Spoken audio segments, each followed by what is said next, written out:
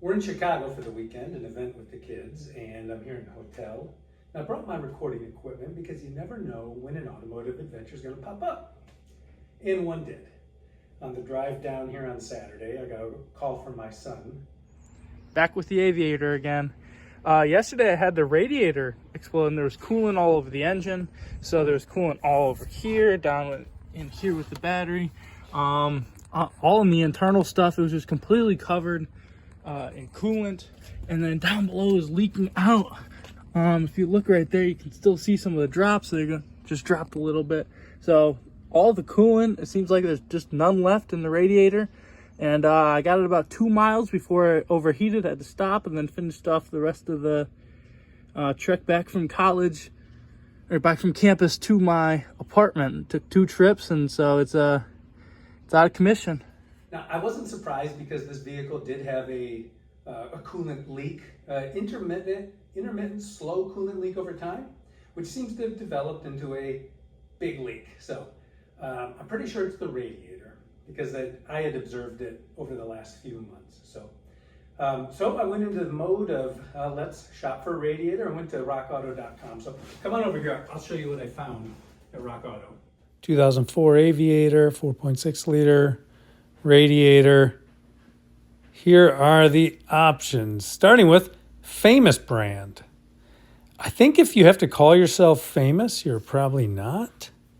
And then here are these other Spectra, TYC, OSC, FVP, Agility. Do you recognize any of these brands?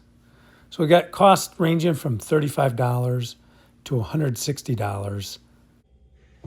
So those are the options that I have, and none of them are brands I recognize.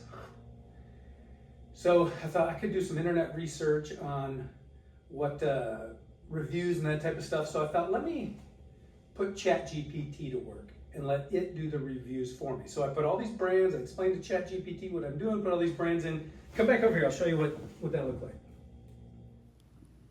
So I told ChatGPT I'm shopping for a replacement radiator. I put in the brands and asked it to find any reviews. And so it lists them. I put in a table. They're the brands Spectre, TYC, so on. And it lists positive claims or strengths, criticisms or user complaints, overall take. It says the Spectre is a middle tier option. This next one, moderate risk, slightly above average, higher risk, unknown, and unknown. Go on down. I did its recommendation based on my list: OSC, Spectra, Agility, TYC, Famous, and FVP. I did ask it about a 2004 Explorer because Aviator is a low-volume vehicle. Explorers are more common. Maybe there were more replacements of radiators for Explorers. So putting those same brands, and it talks about Explorer overheating, but what it found, Spectra listed on Amazon, good fit, cooling performance, and so on and so forth. So it goes through its listing for the Explorer. It puts Spectra number 1, Agility number 2, so on down the list. So I think just based on that, I would go with the Spectra Premium. It was number 1 or 2 on the list based on these reviews, and it was one of the lower price ones. Famous brand was the cheapest at, I think, $34, and Spectra was, I think, $57. So looks like Spectra is the winner in this case. The good thing is I didn't know what I was going to be doing next weekend. It looks like I figured it out. Looks like I'll be driving up to school to replace a radiator, which will be an automotive adventure. So check it out. I got the radiator from Rock Auto. Here it is. Really cool box. There it is. It's plastic and aluminum. You know, in the old days they were copper. That's why they cost so much. But $50 for this. So I decided to, originally I was going to drive up to Junior's school and fix it there, but he's out of town for the weekend with some buddies. So it's not like we can do the project together. I decided I'm just going to have AAA tow the vehicle back here. I've got tools here. I can put it in, then I can drive it for a few days and make sure that the repair works, because, you know, I'm a little nervous about the quality and all that, but it is what it is. So yeah, let's get out there and get up to the school and meet the tow truck driver and bring it on back. All right, he's getting me all towed up, put on the rollback.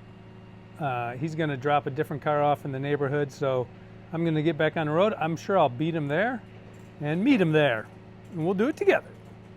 Can't wait. Well, now all three of Junior's vehicles will have been towed home for repairs. For full details, see episode 3. And you know, the great thing about having it here is I have my tools, I have my driveway, and you know, it gives some excitement for the neighborhood. It's been a while since I've towed a vehicle home, and being the Huntington Hillbilly, it brings with it an obligation of a certain amount of tow trucks coming and going, and it's been a while. So yeah, I was overdue for a tow truck to deliver a car, one of my own cars, to my own driveway, and well, here it is. Once he gets it off, we'll pull it in the driveway and change the radiator. Now, radiator replacement really should be pretty straightforward, honestly. I always estimate how long it's going to take. It should take me an hour, which means it'll take 2 to 3.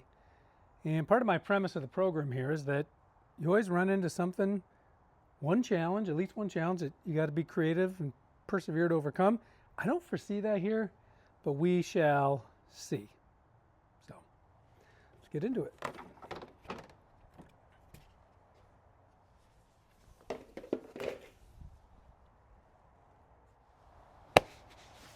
About a half hour into it, a lot of bolts taken out. I did not look at the directions, which might have been good because it might have been giving me some things I need to take out, but I just figured, you know what? Let's just do some bolts. Get this thing out.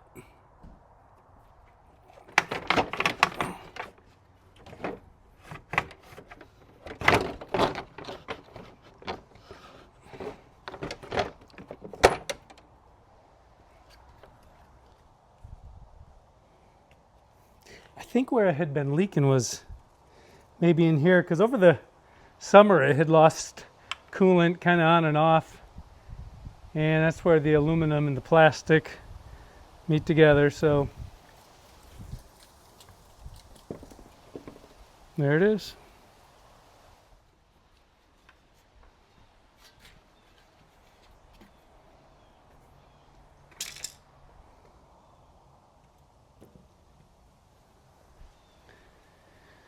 Looks complete. The pitcock's got the pitcock thingy. Yeah.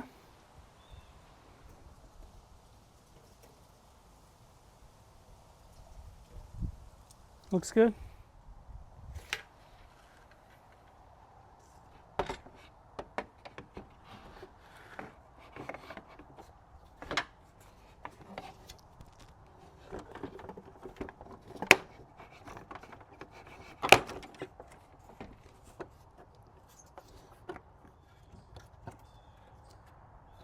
Well, it's in.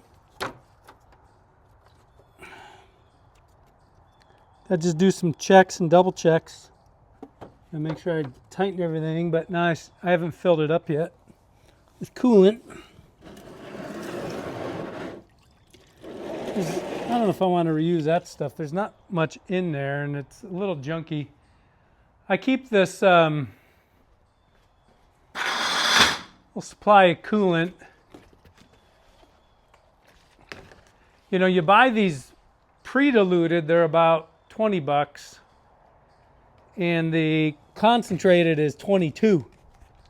So I like to buy one concentrated and then some distilled water, and then just put them together. So I mark it 50-50 so I know. I'm gonna get a funnel so I don't waste any.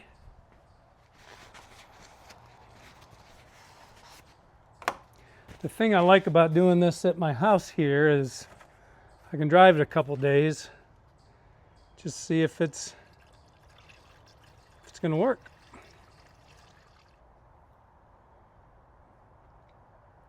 Just went on a test drive, and I was kind of rehearsing my closing to the video, thinking about how it wasn't much of an adventure, but we did get a tow truck, and we got to use ChatGPT to pick out a radiator, and then temperature went right up to high. Vehicle went into limp mode. Had pulled it over and shut it off. So the Coolant is boiling in the overflow. Top radiator hose, super hot. Bottom radiator hose, stone cold. Seems to me, and there's no heat coming out the vehicle. So, seems to me, that tells me water pump. So, the adventure just got more adventurous. So I'm glad for that reason that I towed the vehicle home instead of doing it at the school parking lot, because I would have been making multiple trips anyway. So I need to just make sure that I'm diagnosing right. Pinpoint section of the shop manual for the engine overheats, and it asks several questions. Is the engine coolant level okay? Yes. Is the coolant condition okay? Yes. Is there an obstruction? No, because we just replaced the radiator. Check the thermostat operation. Start the engine, allow the engine to run for 10 minutes. Feel the underside of the lower radiator hose. Is the lower radiator hose cold? Yes. That's exactly what I'm experiencing. So install a new thermostat. So it's kind of a yucky rainy day, so I pushed the Jeep back a little bit to make some room in here, and I nosed the Aviator in a little bit so in case it does start raining I could work into there. Got some light. I don't like working in the dark, as you can see by my, by my garage ceiling. I like light. It's good to see what you're doing. And, that light just turned out. So, well, I'm going to get draining the radiator and removing that thermostat, and I'll bring you along with the progress as it comes. Well, it kind of looks like the best way to get to this is going to be through the wheel well. So, kind of reminds me of working on that sport track and the exhaust manifold, but it's really hard to get at that housing from underneath. I got the bolts out, but the housing is stuck. It's like it's aluminum housing. Looks like it's mounted to aluminum, but it's pretty stuck. So I need to get leverage on it. I need to get more direct access to it. And it looks like if I take the tire off, I can go through the wheel well opening and get to it pretty easily.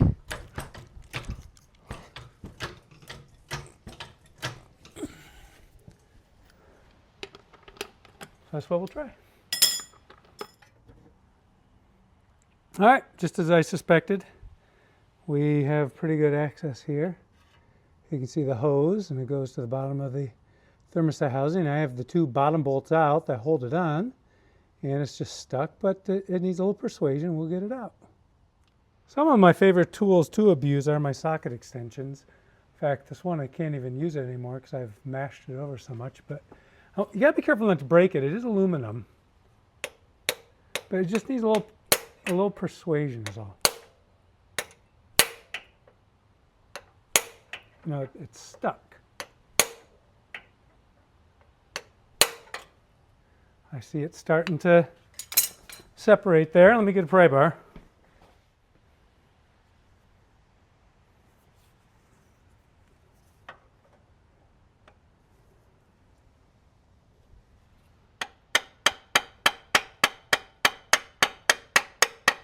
This isn't really a how-to channel, other than how to creatively overcome, but I wouldn't necessarily recommend any of my techniques.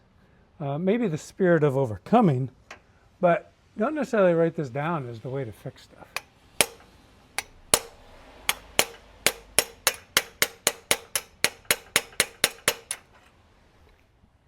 The pry bar didn't have a very sharp edge to it, but this gasket scraper does, so that's a good tool to abuse. We'll try that.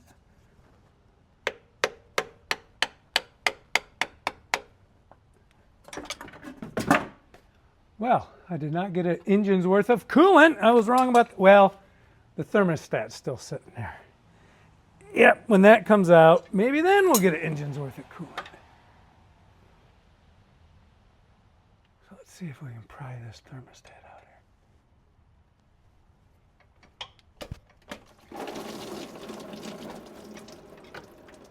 Well, honestly, it wasn't much coolant at all. Okay, well, there you have it.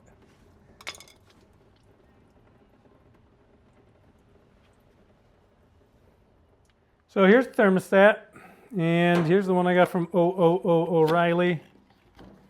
I really, on this stuff, I prefer to get, if Motorcraft were available, I'd prefer Motorcraft. But that's either dealership trip or maybe Rock Auto. But I needed to get this now, so. Appears to be the same. Same design. I did get the new O-ring. Looks like it goes right. I'm sure it'll go up in the housing. So I'll try to show you the corrosion. As you see on this housing, you can see kind of the white corrosion all around there. I think, that's what was keeping it stuck there. So I'll do my best to clean it up. Well, it's actually cleaning up not too bad. On aluminum, you don't want to use steel on aluminum if you can help it, so I use brass. Some brake clean.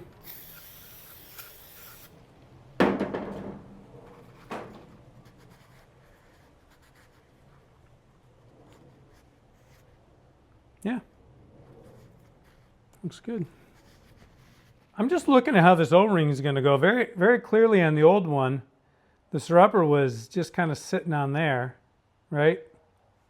So if I look at it the same way, if the rubber is just going to be sitting on there, and this was upside down because this went into the engine, so the O-ring is just kind of sitting on there, which is weird. Usually an O-ring would kind of go around something. So I think this has to go in the engine, and it's not going to want to stay there because of gravity. And then the O-ring needs to kind of go between these two. So actually this O-ring may fit up into the engine. It may actually fit there kind of snug. Usually an O-ring is going to fit somewhere kind of snug. So this is, it quickly gets discombobulated. This is the way it's kind of got to sit. So it'll be interesting to see how to keep all that up in there, long enough, and is it straight and everything. That's maybe a little tricky. I'm sure we'll figure it out. So I'm under the vehicle, and I am going to first just test fit if the housing goes in there, because it was kind of that tension fit. So the housing, it goes in there real nice. You can see that. But now, can I get the stack up in there with the O-ring and everything? Beautiful.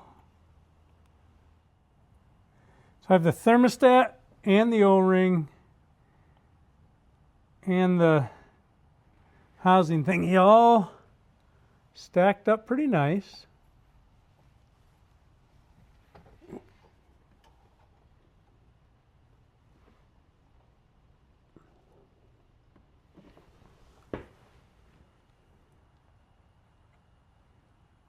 Seems to have gone in there.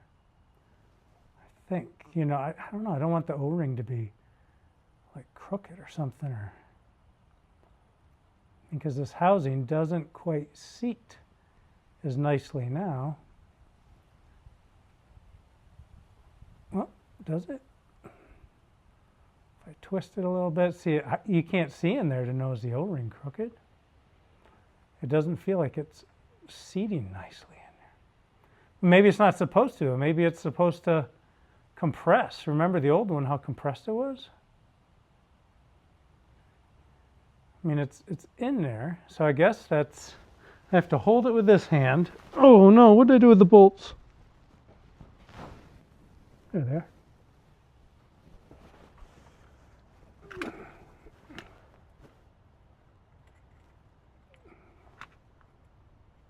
Yeah, because I guess the O-ring has to be compressed. Remember how flat the other one was?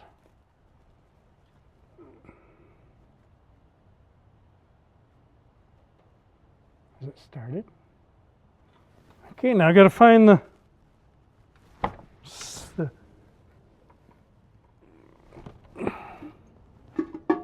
Oh, they're way over there. Come here. Gotta get my foot.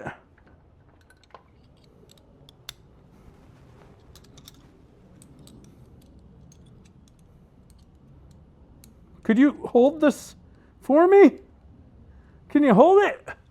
No? Okay. That's all right. Don't worry about it. Don't worry about it. I'll get it. Don't worry about it. Oh, no.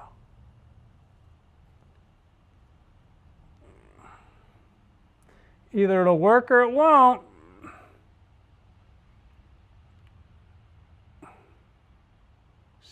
Stay right there. I didn't read the torque spec. I think it's 2 clicks of the elbow. I think that was the torque spec. So.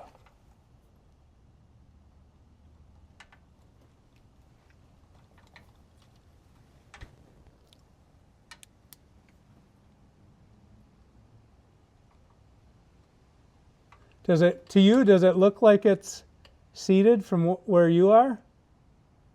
'Cause I can't really see. Do you think it looks seated? I'm coming up to where you are to see. Yeah, I still have to tighten it, but it looks good. There's no rubber squirting out. Still have to tighten it up. Put the hose on, fill it with coolant, and start it up. Well, I got it all put together. I'm about to fill it with coolant, but I just wanted to point out that getting this hose clamp right here on here is the most difficult and frustrating part of this whole job. I probably got a half hour into that. Coolant dripped in my eyes. I actually threw a tool. I cannot remember last time I threw a tool other than 5 minutes ago. But it's done, and so I'm going to fill it with coolant, and then while it's coming up to operating temperature, I'll put this tire and everything back together. There is a bleeding procedure. I've never done it before, so I'm going to give it a try. It talks about removing the engine crossover fill plug, which is this thing. It's broke. Looks like it's supposed to have a head or something on it, but it doesn't. And I see witness marks of it having been reefed on before. Remind me next time we go to the junkyard to get one of those.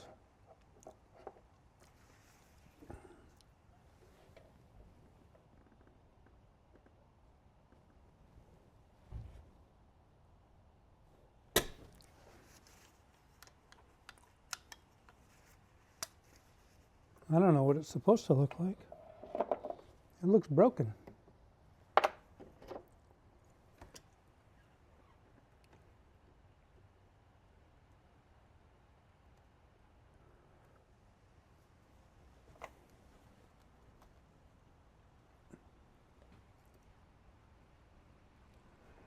It ain't turning. So, plan B, let's fill it up, run it. Well, the temperature went back up again. You know, looking here at the destructions, it talks about de-aeration of the engine and stuff, and it says, if during this time the temperature gauge indicates a hot engine, stop the engine and carry out the front and rear heater core fill procedure to remove trapped air in the system. So I'm going to clean up for the night. It's late. I'm going to clean up, and I'll look at the shop manual a little bit, but it's not as quick of an adventure as we had originally hoped. It's night 2 on the Aviator radiator, and I talked to my good buddy this morning. He's a Ford master mechanic, and just explained the whole thing to him and asked, does he think it'd be a water pump or air in the engine? He said he would be almost certain it'd be air in the engine. He's done several of these. He's replaced them. He said it's tough to get the air out. There is the Rad Kit Plus is one way. I don't have that. There's a aeration process. You got to, which as we looked at, the fitting is broken. So he said you need to burp the engine. Now, what does it look like to burp an Aviator? I asked ChatGPT, and this is what it showed me. But the way to burp this radiator, I'll show you here, or to burp the engine, is my buddy said you got to get the front of the vehicle up as high as you can, and therefore get the back as low as it can. So I don't have ramps, so I let all the air out of the tires in the back, jack the front end up. He said you just want to get it raised up, and then, I mean, if this doesn't scream hillbilly, I don't know what does. I might just leave it like this for a day just because it looks so cool. But He said what you do then is you start it up and you run it until the temp gauge goes half and then hotter, and then you shut it down, and then it'll eventually burp that air out of there. He said it could take several cycles of that. So here I am looking at the degas bottle, and I filled it up. Actually, when I came out, it was down, so I don't know if that means some air already came out, but I did have to fill it up to the cold. And so we're going to do the process. He said it could take several cycles, but it will work. Now we're watching the degas bottle, see the level there, and we're watching the temp gauge. So in the temp gauge, typically it'll only go up as high as half, but when it climbs over half, then we know we're too hot. So we're just on the watch.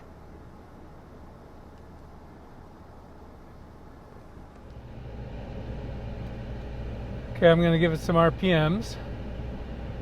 Of course, it says warning, tire very low. Yeah, it's because I let all the air out. So I raise it up around 1500. The temperature should start climbing. What he said is once it climbs past where it's supposed to be, which is about the halfway mark, shut her down. Let it cool down and wait for it to burp.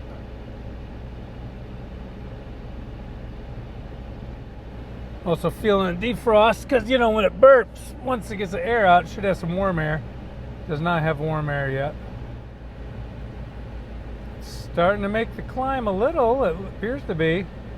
Temp gauge is over half. Yep. Starting to make that climb. There it goes. You do not want to run it hot. You'll toast the engine.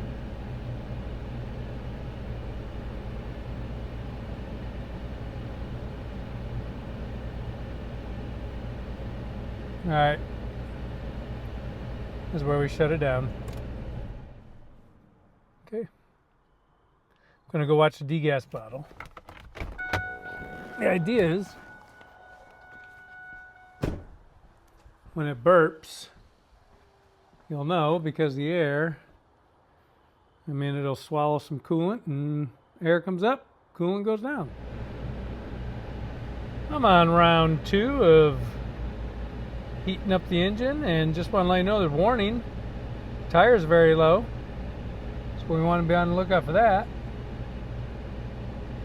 I didn't let the engine fully cool off. I don't know how cool off you need to let it get, but I am running it at 2,000 RPM.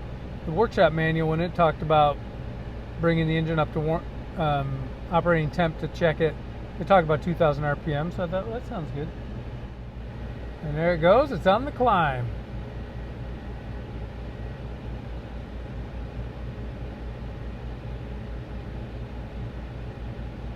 I guess if it burped, I would see it come down all of a sudden. So I think what it is, the engine doesn't have enough coolant, so cylinder heads aren't going to have coolant. You know, that's why it's going to get hot. And that's the risk of ruining it. I think if all of a sudden, if it burped, oh, look at that, it's coming back down. Would you look at that? Let me feel the defrost. Oh, the defrost is putting out heat. All right. Well, we're going to go look at the degas bottle.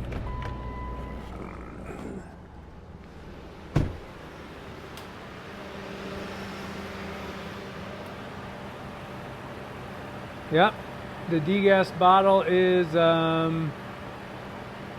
degassed. And then I'm going to go feel the lower radiator hose because that also, I wouldn't say it's hot. The top hose is hot. Bottom hose is not. So maybe it still has some degassing to do, I don't know. Well, it cooled down enough, opened it up. Last thing we'll do is top it off and see how much it takes. Then I'm going to take it for extended test drive.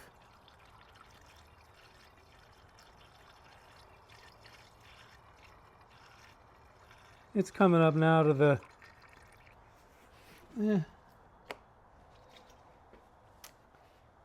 did it take? Just only about a quart.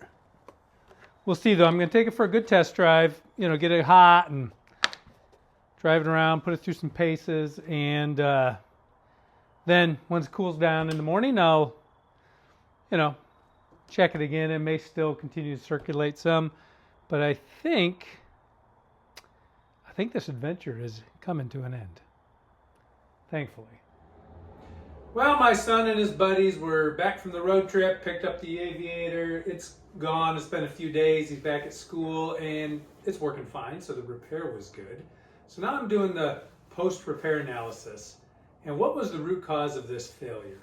Well, you might think it was the radiator and the leak, but actually the root cause of this failure was procrastination and laziness. I knew that thing was leaking probably almost a year ago. I remember filling it up one time and it leaked coolant, and I saw it in the snow. So it's been 9 months at least. And I ignored it. I thought it wasn't that bad. I could have replaced it on my timing when it was convenient for me. Instead, I had to replace it sort of in an emergency. Spend a weekend going up, getting the vehicle. So you got to call it what it is. It was my own laziness that led to the immediacy of needing to fix this. And it could have been much worse.